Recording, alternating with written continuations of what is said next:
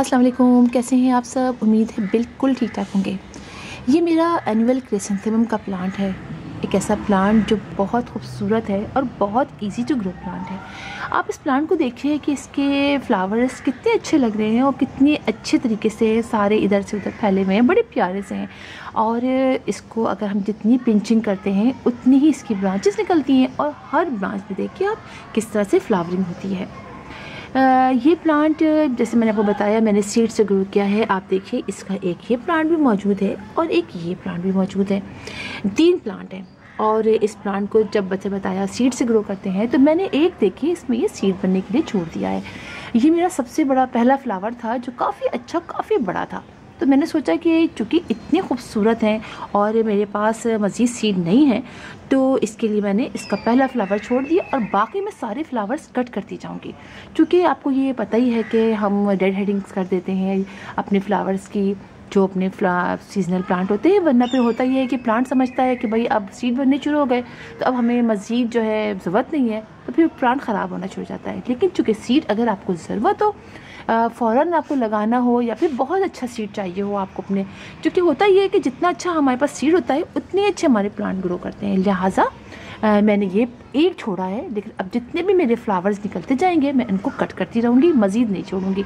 और फिर आखिर में जब ये प्लांट तकरीबन एंड हो रहा होगा तब जो फ्लावरिंग होंगी, फ्लावर्स होंगे, उनको छोड़ूंगी। तो ये प्लांट जो है आप छोटे से पॉट में भी ग्रो कर सकते हैं। आप ही देखिए ये मेरा चेंज का पॉट है और इसके अंदर आप इसकी फ्लावरिंग देखिए कितनी अच्छी है। अच्छा, ये फ्लावर जब जैसे मैंने कहा कि ये सूख जाएगा, वैसे थोड़ा आप ये भी कर सकते हैं कि जब ये फ्लावर थोड़ा ज़्यादा सूख जाए तो आप यहाँ से कट कर दीजिए और फिर बाहर आप अपने जहाँ भी शेड एरिया में रख दीजिए, वहाँ आप इसको ड्राई होने को छोड़ दीजिए, वहाँ भी हो सकता है। लेकिन मैंने इसी के अंदर छोड़ा है। अच्छा, इस प्लांट को जो है वो सनलाइट बहुत पसंद होती है। मेरा ये प्लांट समझिए तकरीबन पूरे दिन की सनलाइट में रहता है, यानी सुबह जहाँ वहाँ से शुरू होती है सनलाइट और शाम तक वहाँ सनलाइट रहती है। डायरेक्ट सनलाइट की बात कर रही हूँ और उसमें रहता है। जब ये बहुत ज़्यादा देर सनलाइट में रहता है तो फिर इसकी पानी का भी मैं बहुत ख्याल रखती हूँ। इसको मैं हर वक्त हल्का का मॉइस्ट रखती हूँ, जिसकी वजह से आप देखिए नीचे तक इसके लीव मौजूद हैं। बस इक्का दुक्का इसके लीव ख़राब है जो मैं आज कट कर दूँगी। आप ये देखिए थोड़े बहुत, अब देखते इतने दिन देर धूप में रहता है तो थोड़े बहुत तो बाद में लीव जो है वो ड्राई हो ही जाते हैं, क्योंकि प्लांट पर बड़ा ग्रो कर रहा है, बड़ा हो रहा है। अच्छा, इसको आप कटिंग से भी ग्रो कर सकते हैं, ये बड़ी मज़े की बात है। अब देखिए यहाँ से निकल रहा है ना, आप यहाँ से कट कीजिए, ये पोर्शन देखिए यहाँ से मज़ीद इसकी ब्रांचेस निकल रही है ना, हम यहाँ से कट कर देंगे, उसको कहीं लगा देंगे तो वहाँ भी ये लग जाएगा। इसके अलावा जैसे मैंने बताया आपको बहुत ज़्यादा इसको सनलाइट की ज़रूरत होती है तो हम पानी ज़्यादा डालते हैं, लेकिन ये हल्का का मॉइस्ट रखते हैं। लिहाजा आप इसकी मिट्टी जो है वो ऐसी बनाएंगे जिसमें पानी बहुत देर खड़ा ना रहे। हाँ, मिट्टी मॉइस्ट है, हल्की हल्की सी। जैसे कि हम ले लेंगे सैंड, ले लेंगे कंपोस्ट, ले लेंगे कोकोपीट, आप ले लीजिएगा। कोकोपीट बड़ी ज़बरदस्त चीज़ है, पानी को होल्ड की रखती है, पानी के अंदर बहुत ज़्यादा पानी उसमें खड़ा भी नहीं रहता है और पानी होल्ड करती है। तो आप 3 से 4 चीज़ें बना के रखिए। कोकोपीट ले लीजिए, अपनी गार्डन की थोड़ी सॉइल ले लीजिए, सैंड ले लीजिए और गोबर की खाद ले लीजिए। इन चीज़ों को बना के आप अच्छी सॉइल बनाइए और अपने प्लांट में पॉट में उसमें प्लांट लगा दीजिए। अच्छा, उसके बाद जो है आप हर 10 डेज़ बाद, मैंने कहा है हर 10 डेज़ बाद, चूँकि इतनी अच्छी हैवी फ्लावरिंग होती है तो हम हर 10 डेज़ बाद इसके अंदर ओनली गोबर की खाद का आप लिक्विड फर्टिलाइज़र डाल दीजिए। यकीन जानिए बिल्कुल कोई ज़रूरत नहीं है आपको कुछ और डालने की। गोबर की खाद बेस्ट है।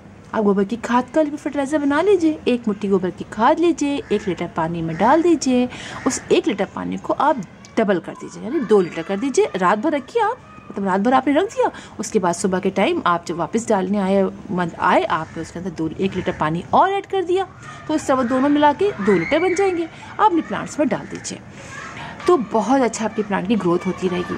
अच्छा, एक बात और, जैसे मैंने आपको बताया कि पिंचिंग इस प्लांट के लिए बहुत ज़रूरी है। देखिए ना, जब इतनी सारी आपको पूरी ऐसे ये भर जाता है, पता है, पिंचिंग करते रहते हैं तो ये प्लांट इतनी ब्रांचेस निकल आएंगी आपके इसकी कि बहुत खूबसूरत लगेगा। तो लिहाजा देखिए आप इसकी मैंने पिंचिंग की तो आप देखिए इसकी कितनी सारी मज़ीद जो है वो ब्रांचेस निकल आई हैं। अब मेरा ये छोटा सा है तो मैं क्या करूँगी कि आप लोग के साथ ही मैं शेयर कर देती हूँ कि मैं छोटे से जो ऊपर का पोर्शन है ना, ऊपर का, ये मैं ऐसे करके ऐसे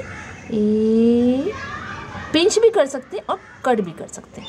ये देखिए, ये मैंने यहाँ से इसके ऊपर का जो ये पोर्शन है ना, यहाँ से मैंने इसे कट कर दिया। अब जब हमने कट कर दिया तो अब यहाँ से निकलेंगी 2 ब्रांचेस, जैसे कि मैंने अभी आपको बताया था कि बहुत सारी ब्रांचेस निकल आती हैं। इसकी देखिए कितनी सारी ब्रांचेस निकल आई। अब मैं अगर ऊपर से कट कर दूँ तो फिर और ब्रांचेस निकल आएंगी, लेकिन जनाब लालच आ रही है, इसमें एक छोटी सा फ्लावर निकल आया। तो ये मुझे बड़ी लालच होती है, बताओ। वैसे मैं बहुत कंजूसी करती हूँ, फ्लावर देख के फ़ौरन हो जाती हूँ, हालांकि कर दूँ तो हो जाएगा बहुत सारी, लेकिन चलिए बहुत सारी ब्रांचेस निकल रही हैं। तो आप इस पर इंसेक्टिसाइड का स्प्रे ज़रूर कीजिए। अच्छा जहाज़ जा रहा है, जहाज़ चला जाए ना फिर।